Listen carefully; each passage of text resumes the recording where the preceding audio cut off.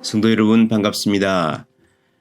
사순절 마지막 주간, 순환 주간이 시작되었습니다. 오늘은 히브리서 12장 4절에서 13절까지 묵상하도록 합니다.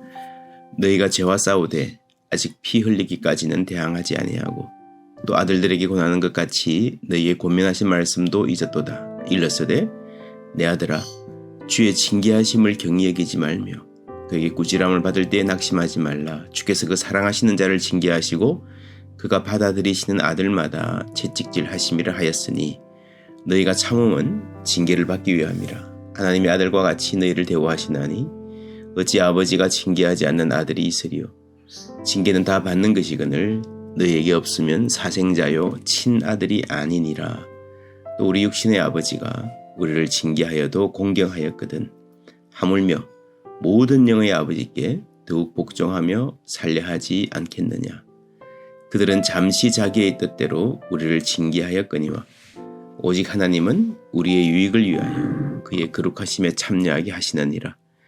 무릇 징계가 당시에는 즐거워 보이지 않고 슬퍼 보이나 후에 그로 말미암아 연단받은 자들은 의와 평강한 열매를 맺느니라. 그러므로 피곤한 손과 연약한 무릎을 일으켜 세우고 너희 발을 위하여 곧은 길을 만들어 저는 다리로 하여금 어그러지지 않고 고침을 받게 하라. 어제는 종려주일 예수님이 예루살렘에 입성하신 날이었습니다. 예수님에 대한 높은 기대가 확인되었기 때문에 예수님의 다음 행보에 관심이 집중되었습니다. 월요일 오늘은 예수님이 성전으로 향하셨습니다. 당시 종교와 정치, 경제 모든 면에서 유대 사회의 중심이 성전이었습니다. 거기서 장사하는 사람들의 상을 둘러엎으신 것은 대단히 상징적인 행동이었습니다. 흔히 성전을 깨끗하게 하셨다라고 이 사건을 말하는데 적어도 표면적으로 보면요. 물리적으로 보면 더 혼란스럽게 하셨죠. 상을 둘러엎으셨다. 난장판이 된 겁니다. 상징입니다. 어떤 상징입니까? 여기서 장사하지 마라. 장사를 하더라도 폭리를 취하지 말고 하나님의 성전을 이윤 창출의 도구로 삼지 말라는 메시지가 있는 것이 분명합니다. 그러나 여기서 한 걸음 더 나아가서 저 장사치들의 배경이 되고 있는 권력, 타락한 제사장들의 권력과 헤롯, 나아가서 로마의 권력을 둘러엎어야 한다는 메시지로 읽은 사람도 많았습니다. 그게 많은 백성들의 기대의 일각이었을 것입니다. 그러나 예수님은 여기서 더 나아가십니다.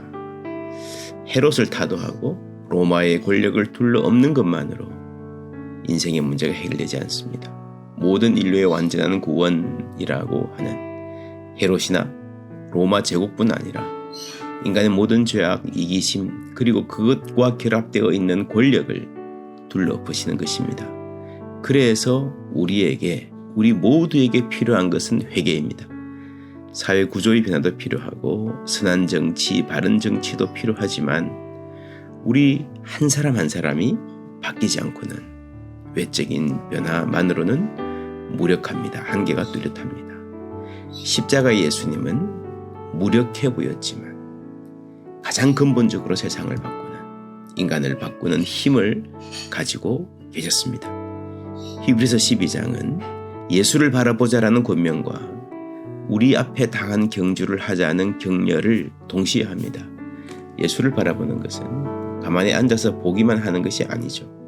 예수님 가신 길을 따라가는, 그것이 우리 앞에 당한 경주를 예수의 정신으로 살아내는, 예수님의 마음으로 오늘 나에게 주신 삶을 학생이든지 주부든지 노동자든지 엔지니어든지 사무원이든지 가르치는 사람이든지 예수의 마음으로 오늘 나에게 주신 그 삶을 살아내는 것이 우리 앞에 당한 경주를 하는 것입니다.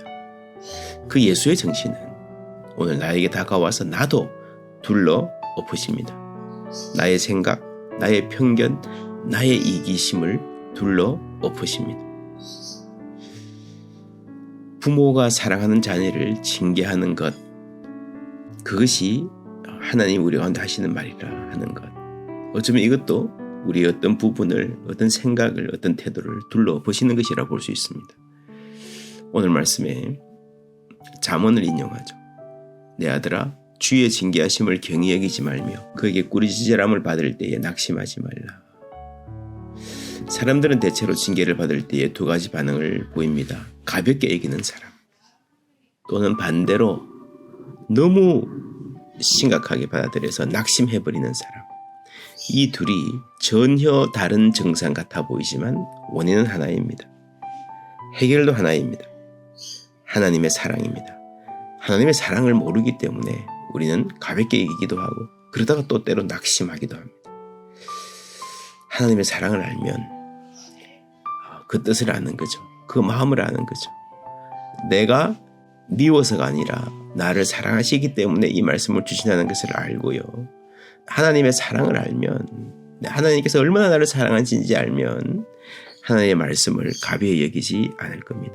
이 사랑을 배워가면서 우리는 주님을 닮아가고 또 주님을 따라가는 것입니다. 12절 13절에 그러므로 피곤한 손과 연약한 무릎을 일으켜 세우고 너희 발을 위하여 곧은 길을 만들어 저는 다리로 하여금 어그러지지 않고 고침을 받게 하라. 저는 이 말씀을 평소에 우리 인생길이 참 힘들구나 생각했습니다. 그렇습니다. 그 말씀하는 건데 순환주간 이 말씀을 묵상하면서 주님도 이런 길을 가셨구나. 저는 다리로. 그렇죠? 그 험한 길을, 영문 밖의 길을 우리가 순환주간 아침에 이 말씀 묵상하면서 주님 가신 길, 십자가의 그 길, 비틀거리시면서 저는 다리로 쓰러지면서 가쁜 숨을 몰아쉬며 가신 그 길을 생각할 수 있겠습니다. 히브리서는 예수님도 영문 밖으로 나가신 것처럼 우리도 영문 밖으로 나가자라고 우리에게 도전합니다. 한 주간 동안 이 말씀 우리가 묵상하고요. 금요일에는 성금요일 영문 밖으로 나가자는 주제로 예배하게 될 것입니다. 한국교회가 가장 존경하는 순교자 주기철 목사님이 쓰신 찬송이 있습니다. 서쪽 하늘 붉은 노을 영문 밖에 비치노나 연약하신 두 어깨에 십자가를 생각하니. 2절에는 한 발자국 두 발자국 걸어가는 자국마다 땀과 눈물 붉은 피가 가득하게 고였구나. 4절은요. 아픈 다리 싸매주고 저는 다리 고쳐주고 보지 못한 눈을 열어 영생길을 보여주니. 이 말씀을 보면 먼저는 그날의 성금요일에 예수님이 스스로 절며 쓰러지며 가시는 길이 눈에 들어옵니다. 또한 예수님 인생 전체를 보면 그 힘겨운 길을 가시면서도 아픈 다리를 싸매주고 저는 다리를 고쳐주고 주위의 사람들을 일으켜주고 힘내라고 다독여주고 가셨던 그 예수님 인생 전체가 이 길에 집약되어 있는 것을 우리가 알 수 있습니다. 우리가 가야 할 길이기도 합니다. 먼저는 우리가 힘을 내서 이 피곤하고 연약한 무릎을 일으켜 세워서 주님 따라가는 내 인생, 내 앞에 당한 경주 주님 뜻대로 살아내는 것이 필요하고요. 또한 내 주위에 아픈 다리들 돌아보고 싸매주고 연약한 자들 위로해주고 우는 자들 눈물 닦아주고 그리고 함께 울어주는 삶, 그렇게 살아가기를 바라는 소망이 우리 가운데서 자라나는 이 순환주간 되기를 바랍니다. 이제 우리 함께 묵상하는 시간 갖겠습니다. 첫째로 예수님이 내 삶에 다가오셔서 둘러보신다면 무엇을 둘러보실 것 같습니까? 순환주간 시작하는 월요일에 우리가 주님의 눈으로 나의 삶을 바라보기를 원하는 마음, 그런 순환주간 될 수 있도록 우리 묵상하면 좋겠습니다. 둘째로 징계를 가벼이 여기는 사람도 있고 낙심하는 사람도 있다고 했습니다. 나는 어느 쪽인 것 같습니까? 하나님의 사랑은 이 두 가지를 다 해결하십니다. 하나님의 사랑을 안다면 그 사람은 말씀을 가벼이 여기지 않을 것입니다. 또한 낙심하지도 않을 것입니다. 징계와 꾸지람도 나를 사랑해서 주시는 말씀임을 알기 때문입니다. 내가 하나님께 징계받는다는 느낌이 들 때 나는 어떻게 하나, 어떻게 했나 묵상해 보십시오. 하나님의 사랑에 나를 맡길 수 있도록 기도하십시다.